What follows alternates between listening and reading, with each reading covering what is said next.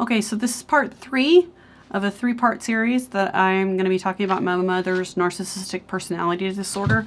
I'm kind of going to skip the intro here, but I do want to say that if you haven't seen part 1 and 2, go back and start with part 1. And I'm just trying to keep the video short, so I've sectioned it up. So I'm just going to keep going where I left off.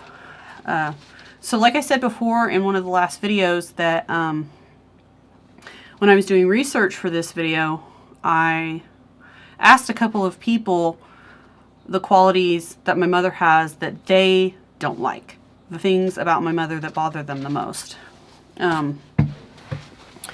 So one of the things that somebody brought up to me was that she cries a lot.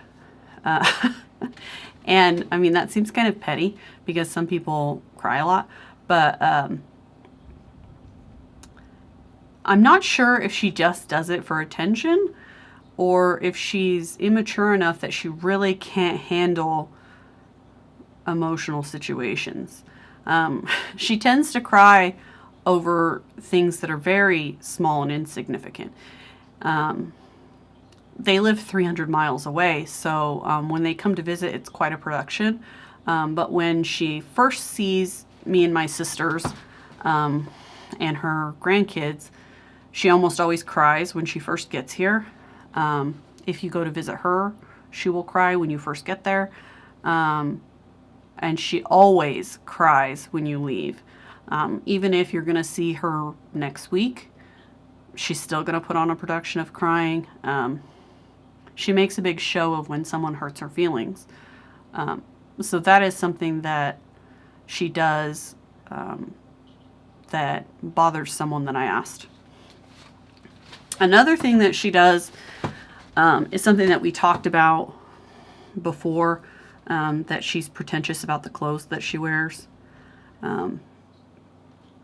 Something that bothers several people that I talk to is that she's overly sexual. So when I was a kid, the problem was that she slept around a lot. She had a lot of sexual partners when I was a kid, and I'm sure well before I was around. But I was always hearing about different guys that she slept with. It got to the point, by her own admission and my dad's own admission, by the stories that they told, it got to the point where my sisters and I have questioned our own paternity. We don't even know if we all share the same father. That's how promiscuous my mother was.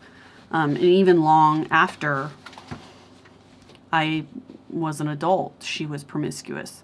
I don't know if she still has sexual relationships outside of her marriage, but when I was growing up, she definitely did. And even after I was an adult, she definitely did.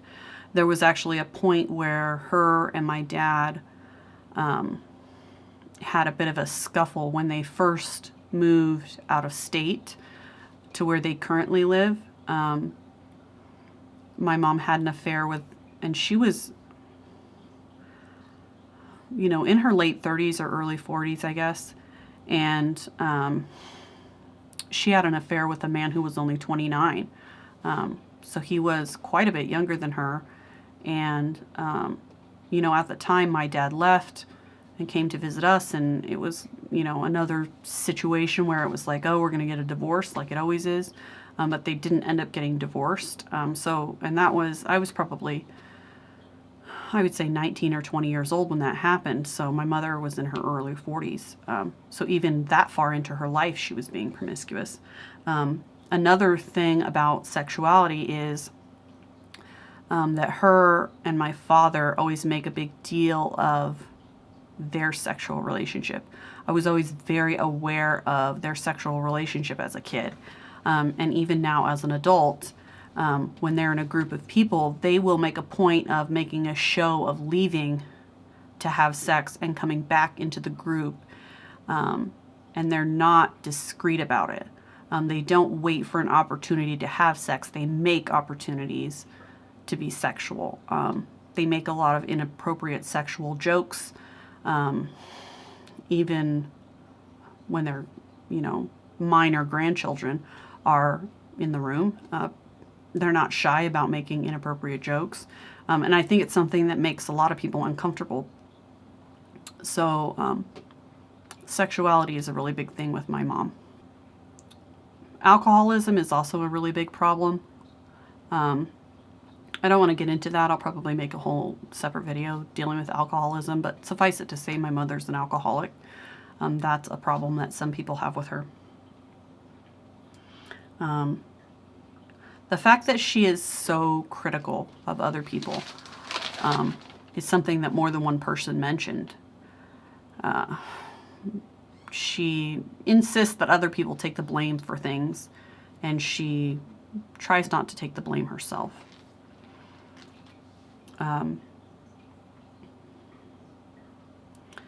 Another thing that I remembered about her when I was discussing with other people about what I was going to put in this video is that she likes to call attention to the fact that she doesn't want to be the center of attention.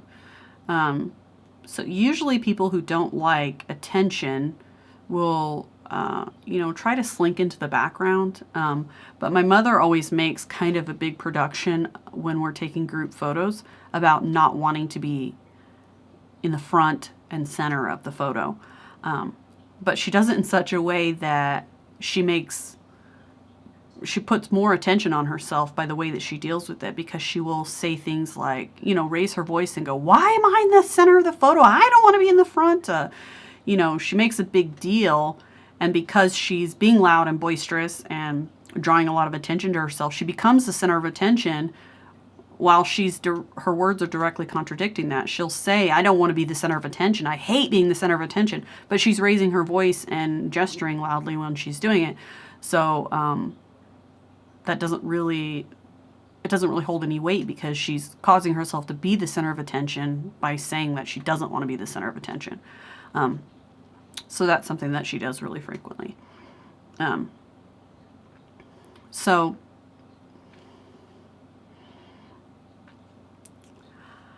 I am by no means an expert on narcissistic personality disorder.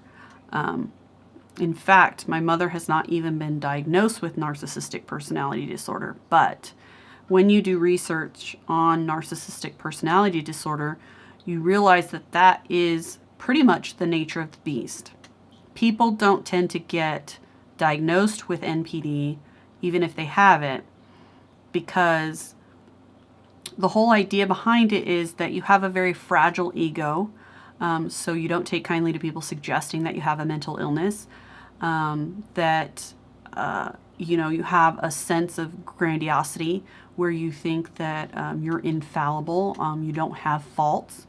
You are highly intelligent, you're high earning, or, you dress well, you have lots of nice things. You tend to think that you don't have a problem. People with narcissistic personality disorder tend to have a lot of depression and things like that. And you also kind of think, I guess, when you have narcissistic personality disorder, that there's no way that you could be depressed if you have, a high-earning job, or you have lots of nice things, or you're friends with a lot of wealthy people, or you're wealthy yourself. It tends to be, by the very nature of the disorder, something that you deny exists, which is true for a lot of disorders. So I hope that this video was insightful about what kind of a person my mother is. I hope that telling a few stories about the way that she acts and the thing that she does kind of lends a little bit of weight to the fact that I call my mother out on saying that she has undiagnosed NPD. So in the next video, I would like to discuss how my father enables my mother to have this mental disorder, and I guess plays into the fact that she has a mental disorder and exacerbates that problem. So stay tuned for my next video. It's going to be all about my dad. And then I'm not sure what I'm going to be talking about next, but if you have any suggestions, write them down in the comments. If you're interested in hearing more about a particular subject, let me know. So That's it for today. That's it for this little mini series on NPD and my mother. But I will be talking a little bit more about it as we go along because I think that it's important. But again, I just like to lay the framework for reasons why I believe that my mother has this mental disorder. So stay tuned for my next video. It's going to be all about my dad, and I will catch you guys next time. Thank you so much for watching. Thank you for subscribing, and thank you so much for commenting. I'm so thrilled that my channel's taking off. So I'm going to keep making videos as long as you guys keep watching. So just stay tuned. Thanks.